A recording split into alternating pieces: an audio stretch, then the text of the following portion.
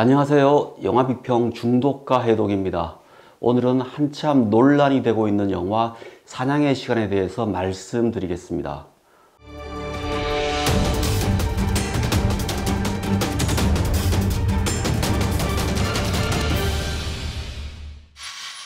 아마 이 유튜브를 보시는 많은 분들은 윤석영 감독의 두 번째 장편 사냥의 시간을 넷플릭스에서 많이 보셨을 겁니다. 그리고 지금 엄청난 논란이 되고 있습니다. 논란의 핵심은 아마 두 가지 문제일 겁니다. 첫째는 서사적인 문제입니다. 서사가 탄탄하지 않다, 또는 기존에 봐왔던 영화와 다른, 그러니까 인과적 서사가 아니다 하는 것이고요. 두 번째는 이 영화에 그려진 스타일을 어떻게 볼 것인가, 스타일이 굉장히 타고난 영화인가, 아니면 스타일과 스토리가 괴리된 그런 형식의 영화인가 하는 지점일 것입니다. 저는 개인적으로 이 영화를 보면서 꽤 괜찮은 영화다, 호감이 가는 영화다 라는 생각이 들었습니다. 그리고 왜 그런지 그 이유를 이 영화의 가장 큰 쟁점이 되고 있는 주인공을 쫓는 추격자 한의 캐릭터를 가지고 말씀드리고자 합니다. 많은 사람들이 궁금할 것입니다. 도대체 한은 누구인가? 사실 영화를 보면은 한이라는 캐릭터가 제대로 그려져 있지 않습니다. 그는 결정적 순간에 준석과 그 친구들을 모두 죽일 수 있었지만 살려둡니다. 그 살려두는 이유가 영화에는 나타나지 않습니다. 그래서 많은 사람들은 궁금해합니다. 도대체 한은 누구이고 왜 그는 살려줬고 나중에 왜 그는 다시 추격하는가? 제가 그 유튜브를 준비하면서 몇 댓글들을 찾아봤더니 많은 분들이 이제 터미네이터 이야기를 하더라고요. 아무래도 한이라는 캐릭터는 터미네이터와 비슷한 존재인 것은 분명한 사실입니다. 그러니까 혼자서 모든 악당들, 그러니까 여기서 악당은 자기와 맞서는 사람들이겠죠. 그들을 처단하는 엄청난 능력, 엄청난 정보력을 가지고 있고, 죽을 만큼 총을 맞고도 죽지 않는 불사신 같은 존재죠. 그런 존재가 엄청난 정보력을 가지고 추적해 옵니다. 순진한 청년 4명은 이를 피할 수가 없죠. 더 이상하게도 준석이 그럽니다. 왜 우리를 이렇게 죽여야 하는지 물으니까, 우리가 당신에게 쫓겼던 그 돈을 다시 돌려줄까 했더니 필요 없다고 하죠. 그럼 왜 그러냐고 하니까 자신은 이미 얻었다고 해요. 그러니까 그를 고용한 사람이 이야기했던 하드디스크를 벌써 얻었습니다. 그러면 목적이 끝난 거예요. 그런데도 그는 시작을 했으니 끝을 봐야 된다면서 끝까지 추격을 합니다.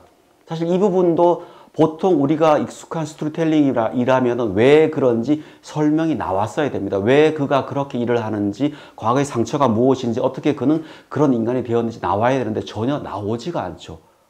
그에 대한 정보는 경찰이라는 정보, 그 다음 비리와 정치 중간에서 일을 처리하는 사람이라는 정도, 인간 같지 않은 괴물 같은 능력을 가졌다는 이 정도인데요. 이 외에는 어떤 정보도 주어지지 않습니다. 그러니까 어떻게 보면 이 영화는 사실 굉장히 불친절한 스토리를 가지고 있는 영화가 맞습니다.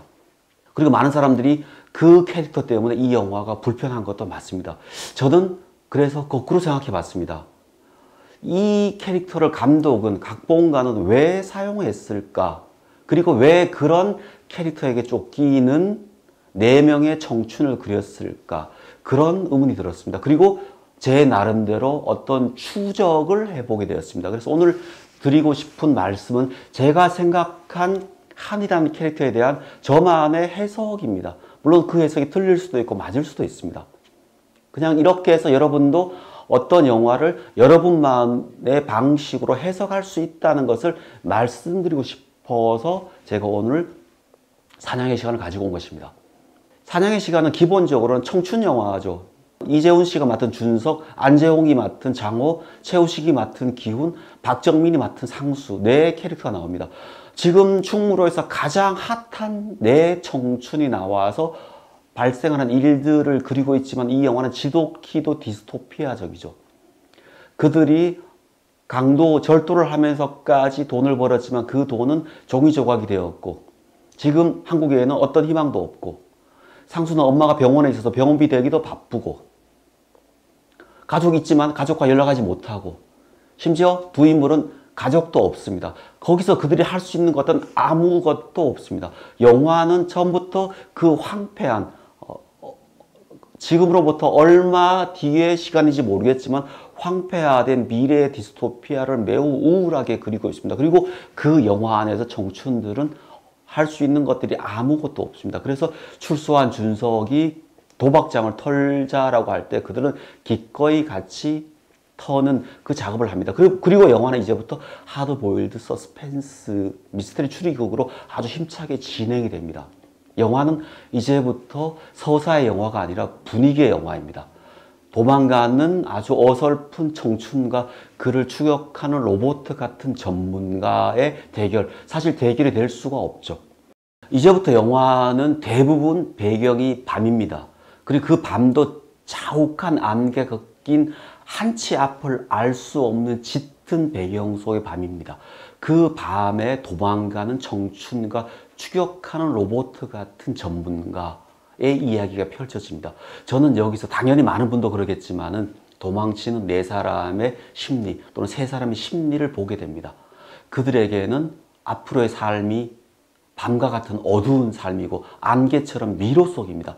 결국 그들은 그 추격에서 벗어날 수 없다는 것을 보여준다고 저는 생각합니다. 그래서 저는 이 영화에서 제일 중요한 게 도망가는 그 사람들의 심리를 바로 그런 배경이 대신해서 보여준다고 생각합니다.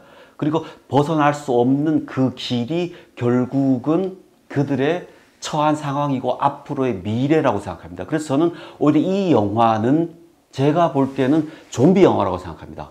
그러니까 여기서 하는 좀비입니다. 죽여도 끊임없이 추적해오는 좀비 같은 존재입니다. 결국 내 청년은 거기서 벗어날 수가 없습니다. 결국 제가 볼 이 영화는 지금 청년들이 흔히 이야기하는 헬조선의 미장센화된 풍경들이고 헬조선의 장르화된 것이고 헬조선의 캐릭터화된 것이 바로 한이라는 인물이라고 생각합니다. 그렇게 보면 이 영화는 윤석열의 전작 파수꾼과 굉장히 긴밀하게 연관되어 있습니다. 고등학교 시절 서로를 신뢰했지만 서서히 금이 가서 결국 완전히 멀어져 버리고 홀로 서버릴 수밖에 없는 그 파편화된 사회의 고등학생들의 그 고통을 그렸다면 이제는 10년 정도 지난 뒤의 모습을 통해서 그들이 더더욱 암울하고 괴로운 삶으로 살아갈 수밖에 없다는 것을 이 영화가 보여준다고 생각합니다. 그래서 저는 어떻게 보면 이 영화를 보면서 저는 엑시트가 떠올랐습니다. 엑시트 기억나십니까? 코믹적 정서로 그렸지만 두 남녀, 청춘 남녀가 연애를 하지 못하고 결국 독갓을 피해서 점점 위로 올라가야만 살 수 있는 그 과정이라면 이 영화는 벗어나려고 도망치지만 마치 그 독갓 속에 떨어지며 죽듯이 그들은 그 어두운 미로 속을 도망가지만 도망갈 수 없다는 것을 보여줍니다. 그래서 저는 이 영화가 엑시트보다 더 암울했습니다. 그리고 마지막에 폐 건물에서 그들이 발버둥 칠 때 건물은 막혀있고 어둡고 갈 곳이 없고 추격해오는 그 모습을 보면서 이 영화의 한은 결국은 청춘들이 느끼는 암울한 시대 분위기를 캐릭터로 만든 영화가 아닌가. 만약에 그렇다면 이 영화야말로 지금 청춘들이 느끼는 암울한 모습을 그리고 그들이 미래에 대해서 불투명한 미래에 대해서 괴로워하는 디스토피아적 미래를 이 영화는 인지했든 못했든 굉장히 탁월하게 그리고 있는 영화가 아닌가 그런 생각이 들었습니다. 그럼에도 불구하고 이 영화를 보면서 약간의 희망을 가질 수 있었던 것은 결국 준석은 살아남습니다. 살아남아서 마지막에 복수를 하러 갑니다. 가기 전에 그는 기훈의 혼령을 보죠. 그리고 상수의 혼령도 봅니다. 그리고 힘을 내서 복수를 하러 갑니다. 그런 청춘의 모습들 또는 청춘의 혈기들을 나름대로 보여주기 때문에 이 영화가 다른 여러 해석을 두고라도 그런 점에서라도 저는 이 영화가 지금 이 시대에 굉장히 필요한 영화가 아닌가 그렇게 생각됩니다. 여러분도 어떤 영화를 보시고 다른 사람들의 말을 듣지 마시고 여러분식대로 비평해보는 연습을 해보시기를 권유해 드립니다. 감사합니다.